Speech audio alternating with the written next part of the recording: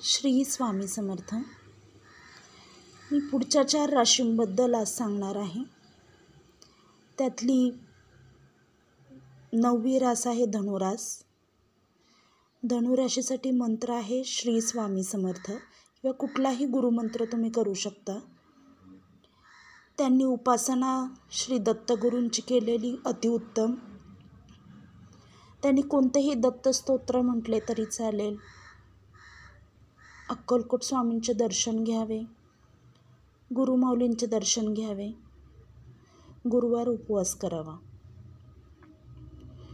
पुढची 10वी रास आहे मकर रास. मकर राशीसाठी मंत्र आहे ओम नमः शिवाय.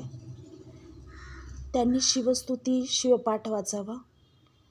त्यांनी शिवदर्शन घ्यावे, महादेवांना अभिषेक करावा. यांनी त्यांच्या आयुष्यातले बरेचसे प्रॉब्लेम अडचणी दूर होतील. त्यापुढील रास आहे कुंभरास.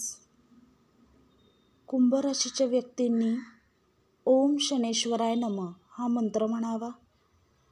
शनीची मारुतीची उपासना करावी. शनीचे व मारुतीचे दर्शन घ्यावे.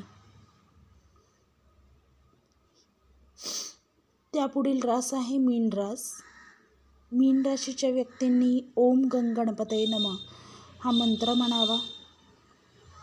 अथर्वशीर्ष म्हणावे. संकष्टी करावी.